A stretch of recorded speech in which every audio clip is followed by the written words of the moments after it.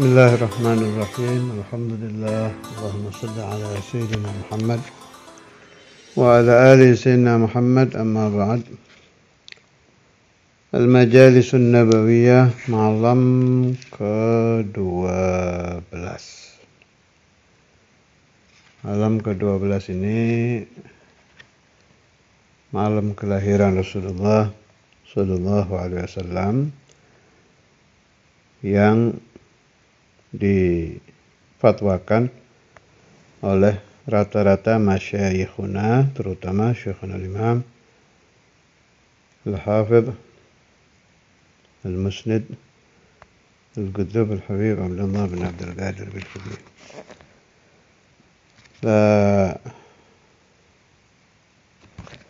Malam 12 ini ada ijazah, besoknya puasa 1 hari dengan niat hormat Rasulullah SAW. Besok yakni tanggal 12 ya. Mau bertepatan dengan hari Senin atau tidak, setahun sekali itu puasa. Tambahan dari saya, pahalanya dihadiahkan buat Rasulullah SAW. Kemudian ada ijazah lagi dari guru saya yang lain, siangnya atau paginya, pokoknya bukan ya malam ini nggak apa-apa, tapi saya disuruhnya pagi atau siang atau sore sebelum maghrib besok, suruh beli kitab Dalailul Khairat yang baru,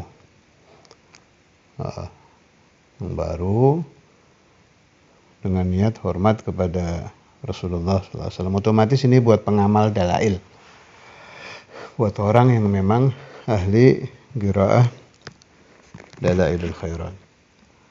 Untuk malam 12 ini saya ingin masuk ke pembahasan sholawat ala Nabi Muhammad SAW. Semua sudah hafal saya kira ayatnya ya. Innallaha wa malaikatahu yusholluna 'alan nabi ya ayyuhalladzina amanu shallu 'alaihi wa sallimu taslima. Pembahasan sholawat ini terlalu sering saya bahas, jadi sebetulnya tinggal merujuk ke taklim-taklim yang lalu, tapi karena ini bulan Maulid tetap harus ada ya pembahasan sholawat ala Nabi Sallallahu Alaihi Wasallam. Sangat banyak orang yang mendapatkan futuh karena sholawat ala Rasulullah Sallallahu Alaihi Wasallam. Kalau qaul tentang afdhalus sholawat, ya sudah jelas ya, afdhalus sholawat Ibrahimiyah. Kemudian setiap thariqah ya pasti punya pendapat sendiri-sendiri. Untuk Tijaniyah pasti berpendapat sholatul fatih yang paling afdal. Setiap thariqah pasti mendahulukan sholawat yang dikarang oleh guru-guru masing-masing. Tapi yang tepat bagaimana? Kalau pengalaman saya, sebagaimana sering saya katakan, tidak ada guru yang lebih baik daripada pengalaman. Kalau pengalaman saya, setiap orang mukhtalif, berbeda-beda ya, nggak sama. Makanya ijazah itu harus diambil dari syekh yang murabbi, guru yang ahli tarbiyah. Murabbi ruh, sering kita dengar itu, murabbi ruhina itu. Nah, nanti si guru ini yang menempatkan si mustajiz, orang yang meminta ijazah, untuk mengamalkan sholawat yang mana. Sebab sholawat ala Nabi itu saat ini jumlahnya nggak kehitung. Kalau satu wali bisa mengarang beberapa sholawat, yang belum jadi wali ngarang juga banyak. Ulama-ulama kan masing-masing punya sholawat. mulai Sayyidatuna Fatimah Zahra radhiyallahu anha, Sayyidina Ali dan lain-lain lah. Meskipun riwayat sholawatnya min tariqil auliya ya. Jadi tidak terhitung. Maka saya katakan begini, afdhalus sholawat untuk Zaidun umpamanya berbeda dengan afdhalus sholawat untuk Amrun. Si Zaid paling bagus sholawat buat dia tibbil qulub, sebab hatinya belum bersih. Si Amr, sholawat yang paling bagus buat dia sholawat yang ada faedah futuh fil ilm, karena dia santri. Si fulan lagi yang lain, afdhalus sholawat buat dia adalah sholawat yang mengarah ke faedah supaya hatinya cepat-cepat taubat kembali kepada Allah Subhanahu wa taala. Sebab dia masih banyak maksiatnya. Sholawat untuk fulan yang lain yang ada faedahnya untuk menghilangkan sifat bakhil, kikir. Sebab dia masih ada sifat bakhil. Wahakadha. Maka kullu fardin min afradi ummati Rasulillah sallallahu alaihi wasallam, setiap satu dari kelompok umat Nabi Muhammad berbeda-beda sholawat yang paling afdal buat dia dengan yang lainnya. Tergantung keadaan, kehidupan zahir, kehidupan batin. Ada fulan dzul iyal, anaknya banyak, dia ekonominya masih belum sempurna, setiap hari dia harus menafkahi anak istri. Maka afdhalus sholawat buat dia taysiril arzak. Sebab nafkah kan juga wajib. Nah, ini supaya difaham. Nah, kalau Anda paham ini enak. Jadi tidak ada lagi kefanatikan. Oh, nggak bisa, harus pakai ini. Wih, jangan begitu. Al-ilmu menghukumi beda. Itu yang harus menjadi hakim al-ilm. Setiap insan beda. Meskipun sholawat apapun akan ada faedah amah liqadha'il hajat. Ya, itu memang ya. Sholawat apapun. Tapi kan ada faedah khusus. Ada asrar khusus di tiap sholawat yang tidak ada di sholawat yang lain. Seandainya seluruh sholawat itu faedahnya sama, nggak akan muncul sholawat di tausi'il arzak, ini sholawat di tasfiyatul qulub. Ini kan ulama itu memberi rekom beda-beda untuk bersih hati. Ini. Itu rekomnya ulama kan ilmu, itu bukan iseng, nggak main-main. Ilmun musalsal, sami'ahu min syaikhihi, wa syaikhuhu min syaikhihi, wa syaikhu syaikhihi, dari atasnya lagi sampai ke sahibus shalah yang pertama.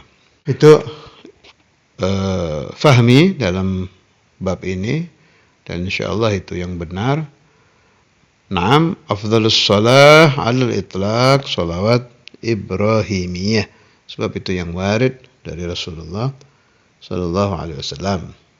Dari segi seluruh shalawat ya. Tapi kalau untuk syakhsiyah beda lagi. Setiap orang berbeda dengan yang lainnya. Kecuali, ada pengecualian. Kalau Anda sudah bi'ah tariqah dan ada perintah dari mursyid Anda untuk membaca sholawat ini sehari sekian, itu beda lagi. Urusannya imtithal amri syekh, sudah nggak ngurusi faedah lagi itu. Nurut apa kata guru, itu beda lagi. Itu untuk murid tariqah itu wajib buat dia. Wajib dari sisi apa? Dari sisi melaksanakan perintah syekh. Sebab dalam tariqah kan harus, tidak boleh dilanggar ya, perintah guru itu. Allahumma shalli wa sallim wa barik alaihi. Kemudian sebagaimana telah kita fahami, ikhlas, tidak ikhlas, sholawat pasti diterima kan.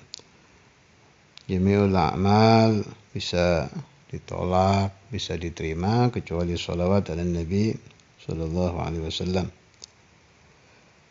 Adimis salata ala nabi Muhammadi faqabuluha hatman bighairi taraddudi. A'maluna bainal qabuli wa raddiha illa salah ala nabi Muhammadi. Semua amal bisa digabul, bisa dirad, bisa diterima, bisa ditolak, kecuali salawat ala Nabi Muhammad sallallahu alaihi wasallam. Umpama ada yang berkata, kamu harus salawat sampai bersih hatinya.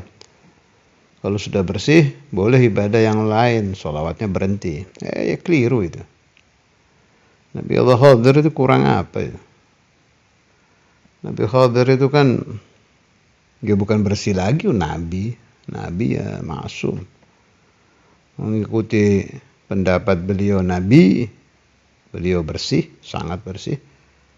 Apalagi mengikuti pendapat beliau Rasul, kan ada qaul. Sayyidina Al-Khadir itu ada qaul Nabi, ada qaul Rasul, ada qaul abdan saleh. Mengikuti pendapat yang manapun tetap beliau bersih. Dalam keadaan beliau bersih itu tetap yusalli ala Nabi sallallahu alaihi wasallam. Sallallahu ala Muhammad itu salawatnya Sayyidina Al-Khadir. Saya pernah bertemu dengan orang suluk yang ahli tirakat. Dia sedang mengejar ingin bisa bertemu dengan Sayyidina Al-Khadir. Amalkan ini, macam-macam ijazah dari gurunya. Terus saya yang berpikir, ini orang kalau berhasil ketemu ya alhamdulillah lah. Kalau enggak kan rugi nih. Di tirakat selama sekian lama ingin ketemu Nabi Allah Khadir. Al-ahsan lo yusalli ala Nabi dalam pikiran saya. Kalau berhasil bertemu alhamdulillah, kalau enggak kan berapa waktu yang terbuang. Ini pikiran saya loh ya, enggak keliru dia sah ya. Orang kan punya pendapat sendiri-sendiri. Kalau pendapat saya setiap kita mau mengamalkan apapun harus berpikir arba'ina yauman usbu, apalagi yang sampai sanawat. Kalau ingin mendapatkan sesuatu titik-titik gitu, kita ngamalkan 40 hari. Iya kalau dapat lah, kalau enggak fadhi ya. Arba'ina yauman. Ahsan sholli ala nabi. Itu prinsip saya dari dulu. Nah ini orang enggak, dia lagi nguber ijazah. Baik buat dia, imtathala amra syekhihi. Mas saya terus tanya, sa'altuhu, apakah kamu selama tirakat ini membaca salawat ala Nabi Muhammad sallallahu alaihi wasallam? Katanya dia punya prinsip, oh ya pasti, tiap hari saya membaca sallallahu ala Muhammad. Tetap membaca salawat ala Nabi. Alasannya apa? Kata dia, Nabi Khadir saja masih bersolawat kepada Nabi Muhammad sallallahu alaihi wasallam, apalagi saya. Saya dapat i'tibar dari percakapan sama Salik tadi itu, bagus i'tibarnya itu. Naam, sahih pendapat dia. Sekelas Sayyiduna Al-Khadir saja masih yusalli ala Nabi sallallahu alaihi wasallam, apalagi kita. Padahal tidak bisa dibayangkan seperti apa tingginya ilmu Nabi Allah Khadir. Wa'allamnahu min ladunna ilma bisyahadatil Qur'an. Ahli ladunni yang diakui langsung dengan nas Quran, Sayyidina Al-Khadir. Wa'allamnahu min ladunna ilma. Tapi tetap yusalli ala Rasulullah sallallahu alaihi wasallam. Fakaifa bina, apalagi kelas-kelas orang-orang yang masih berlepotan dengan dosa seperti kita-kita. Kan sampai dikatakan bagi orang yang tidak menemukan mursyid, tidak menemukan syekh yang yuwassilhu ilallah, supaya memperbanyak salawat ala Nabi sallallahu alaihi wasallam, sebab salawat ala Nabi itu menempati kedudukan mursyid. Ini ada faedah bagus dari kitab Jirabul Miskin. Dinukil dari Al-Imam Sya'rani fi terjemah Sayyidi Abdul Mawahib Asy-Syadzili. Abdul Mawahib Asy-Syadzili maklum wali yang sering bermimpi Nabi. Bahkan dalam satu hari bisa beberapa kali dan mimpinya bersambung-sambung. Ra'aitu Sayyidal Alamin sallallahu alaihi wasallam faqultu ya Rasulullah salatullahi 10 liman shalla 'alaika marratan wahidatan hal dzalika liman kana hadiral galab. Aku bermimpi Rasulullah sallallahu alaihi wasallam dan aku bertanya kepada Nabi, orang kalau membaca sholawat satu kali mendapat rahmat dari Allah Ta'ala 10. Itu disyaratkan hatinya hadir apa tidak? Dijawab oleh Nabi Muhammad SAW, Qala la bal huwa likulli musallin alayya walau ghafilan. Orang hatinya hadir, tidak hadir, membaca sholawat satu kali, langsung mendapatkan rahmat dari Allah Subhanahu wa ta'ala 10. Fayu'tihillahu amthal al-jibal. Allah Ta'ala memberikan bagi orang yang bersolawat seukuran gunung-gunung minal malaikah. Jadi malaikat yang sangat banyak sampai tidak bisa dihitung, saking banyaknya seperti gunung-gunung. Tad'u lahu wa tastaghfiru lah. Para malaikat tadi mendoakan orang yang membaca sholawat ala Nabi sallallahu alaihi wasallam dan memintakan ampun bagi dosa-dosanya. Fa amma idza kana hadiral qalbi fiha fala ya'lamu thawaba dzalika illa Allah Ta'ala. Adapun orang yang membaca sholawat ala Nabi sallallahu alaihi wasallam dengan hati hadir, maka tidak bisa mengetahui pahalanya kecuali Allah Subhanahu wa ta'ala, saking banyaknya maksudnya itu. Karena itu orang kalau membaca sholawat untuk membantu hadir, jangan ditinggal itu dalail itu. Dalail itu kan kayak kita mutola'ah kitab kan, halaman pertama, kedua, terus gitu kan.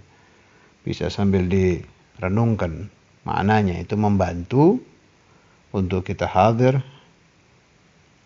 pikiran kita, hati kita di dalam bersolawat. Beda dengan sallallahu alaihi Muhammad atau sholawat Fatih. Itu juga bisa, dipaksa menghadirkan hati juga bisa. Tapi lebih sulit. Bisa, tapi lebih sulit.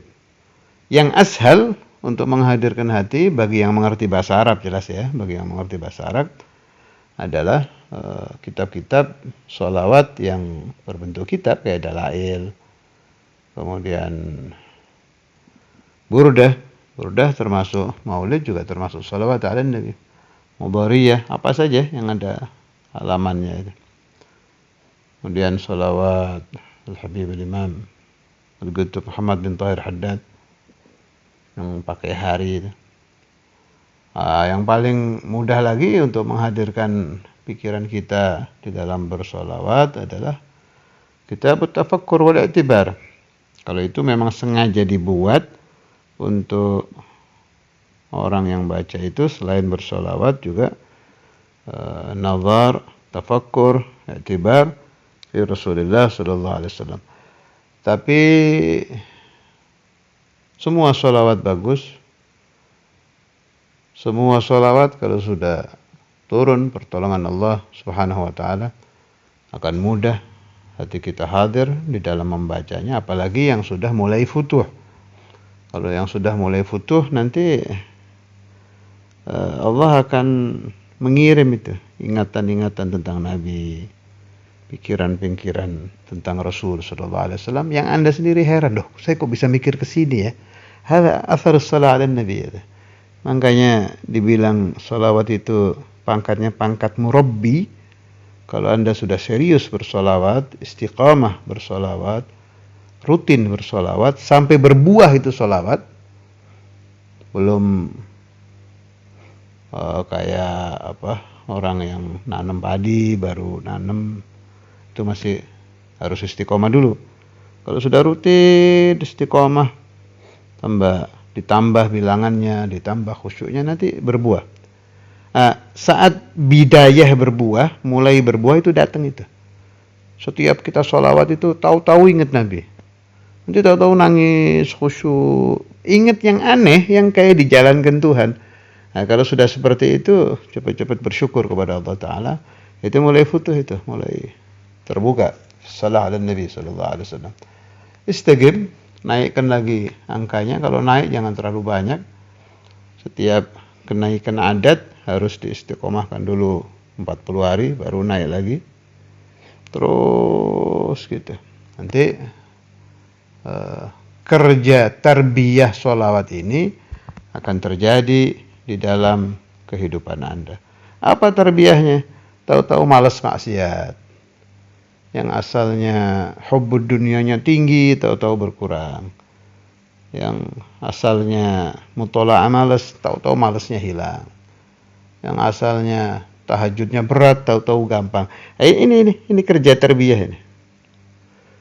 Karena itu sahih pendapat yang mengatakan sholawat itu tagumu maqamal mursyid, tagumu maqamal murabbi, taqumu maqamal syekh. Aneh-aneh, memang ajaib sholawat itu. Saya kok tidak merasakan apa-apa. Belum berbuah nih. Jangan salahkan sholawatnya. Mungkin Anda sholawatnya caranya kacau ini. Perlu diperbaiki. Kalau ada sholawat tidak merubah Anda, yang salah bukan sholawatnya. Anda yang salah. Cari. Kenapa sholawat saya kok macet ini? Ibarat mobil nggak tahu caranya nyetater. Kuncinya dimasukkan terbalik. Nggak nyala-nyala mobilnya. Pasti ada yang keliru. Yang mengatakan bahwa sholawat itu merubah orang tidak baik menjadi baik, tidak terhitung jumlahnya. Giliran inti satu orang nggak sembuh mau nyalakan sholawatnya. Intinya yang tidak benar, cari. Pasti ada manik itu. Dan ini aneh. Anda terlalu busuk berarti. Kalau Anda mamnu min barakati sholat ala Nabi, kacau ini. Sebab ini sholawat itu obat pamungkas sudah. Sudah itu, kalau nggak bisa diobati pakai sholawat, udah jangan harap sembuh. Sholawat itu sudah obat terakhir itu. Artinya obat terakhir itu, siapa saja, sekotor apapun, kalau masuk ke rumah sakit sholawat, sembuh. Kalau Anda tidak sembuh, ya nggak masuk akal saya itu. Baca riwayat dari zaman ke zaman. Orang-orang yang berhasil. Jangan baca riwayat yang harat-harat ini kan. Saya akhir-akhir ini suka ada orang yang lebay itu. Tidak ada diada-adakan, direkam cerita ini itu. Ya saya tidak membatalkan riwayat mereka. Ya mudah-mudahan benar. Saya lebih suka. Ya Syekh Ali Jum'ah juga ngomong itu kan. Riwayat minal Facebook, riwayatul fasik.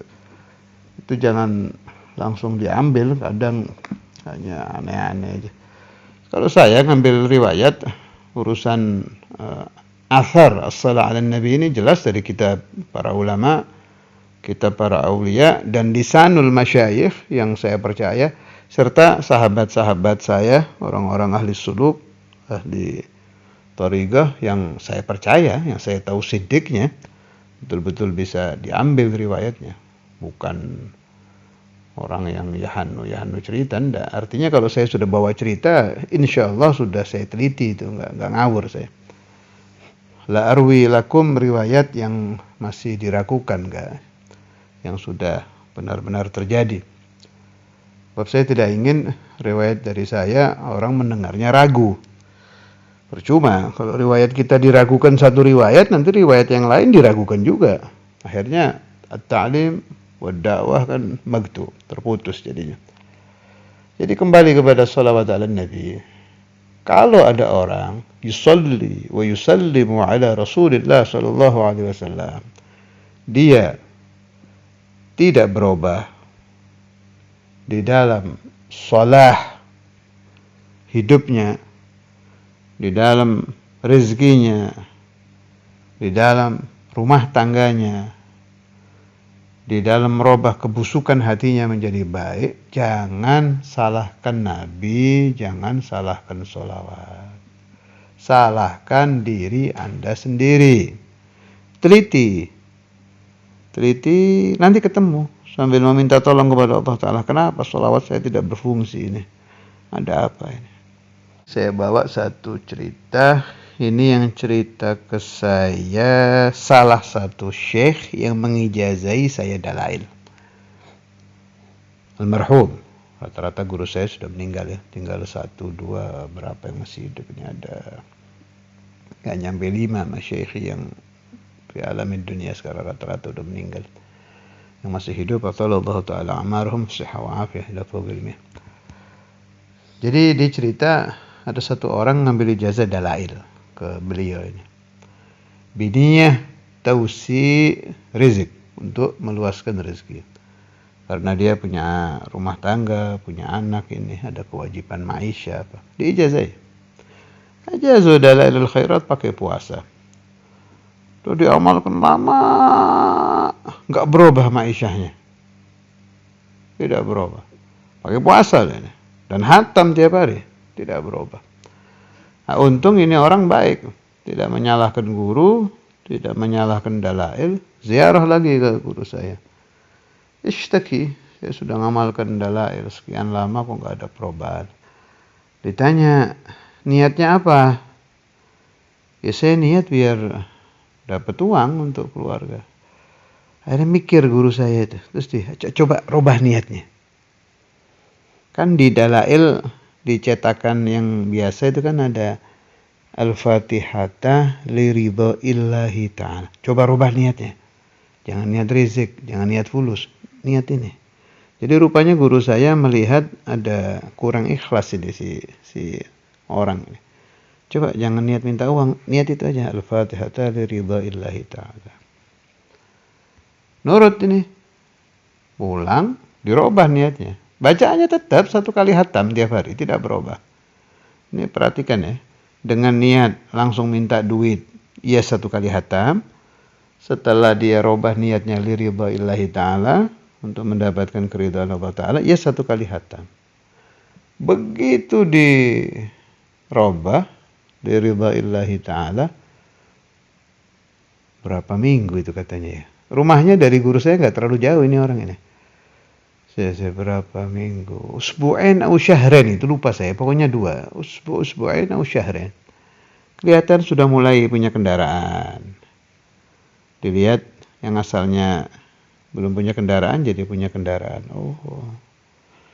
Akhirnya dipanggil lagi, ditanya, alhamdulillah Kiai sudah berubah rezeki saya setelah saya merubah niat tadi. Al-Fatihata li ridha illahi ta'ala. Jadi rupanya begini. Kalau orang membaca salawat ala Nabi SAW, imtithal li amrillah, meminta ridha Allah Ta'ala, malah kebuka rezekinya. Malah terbuka. Jadi enaknya bagaimana? Ya siapa-siapa yang ingin Allah Ta'ala meluaskan rezekinya, falyusalli ala Nabi SAW dengan niat ikhlas. Nawaitu salata wassalamu ala Rasulillah SAW imtithalan li amrika. Jadi hanya melaksanakan perintah Allah wa talaban li ridhaika, dan memohon ridhamu. Rupanya dengan merubah niat ini malah akan membuahkan tausi'ul arzak bi barakatis salawat wassalam ala Nabi sallallahu alaihi wasallam. Wa sallallahu ala sayyidina Maulana Muhammad wa ala alihi wa sahbihi wasallam. Walhamdulillahirabbil alamin.